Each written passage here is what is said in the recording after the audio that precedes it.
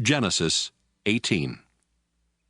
One hot summer afternoon, Abraham was sitting by the entrance to his tent near the sacred trees of Mamre when the Lord appeared to him.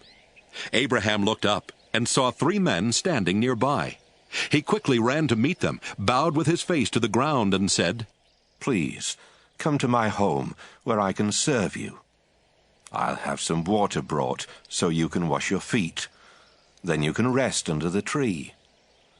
Let me get you some food to give you strength before you leave. I would be honored to serve you." "Thank you very much," they answered. "We accept your offer."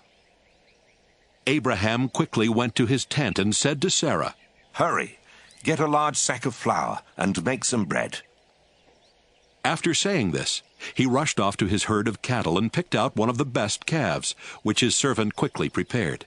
He then served his guests some yogurt and milk together with the meat.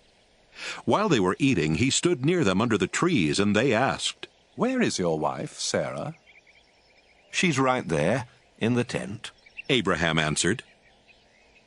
One of the guests was the Lord, and he said, "I'll come back about this time next year, and when I do, Sarah will already have a son."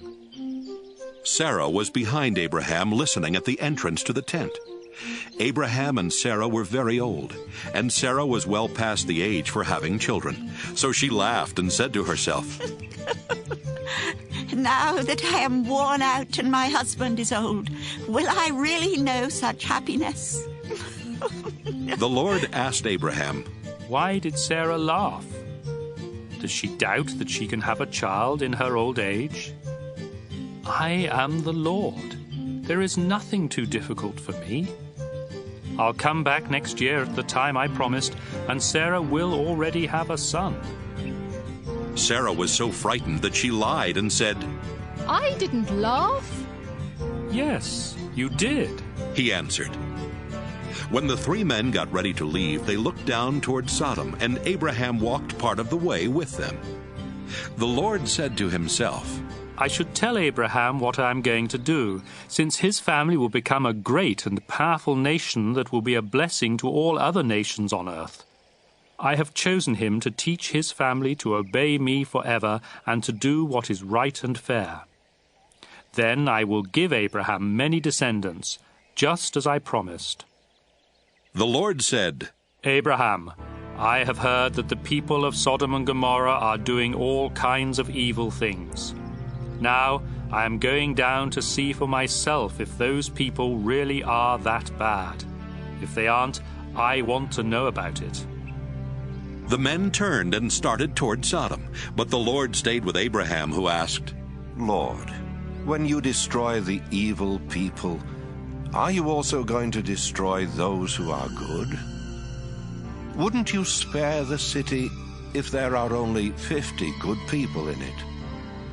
You surely wouldn't let them be killed when you destroy the evil ones. You are the judge of all the earth, and you do what is right." The Lord replied, "If I find 50 good people in Sodom, I will save the city to keep them from being killed." Abraham answered, "I am nothing more than the dust of the earth. Please forgive me, Lord, for daring to speak to you like this. But suppose there are only 45 good people in Sodom. Would you still wipe out the whole city?" "If I find 45 good people," the Lord replied, "I won't destroy the city." "Suppose there are just 40 good people," Abraham asked. "Even for them," the Lord replied, "I won't destroy the city." Abraham said, "Please don't be angry, Lord, if I ask you what you will do if there are only 30 good people in the city."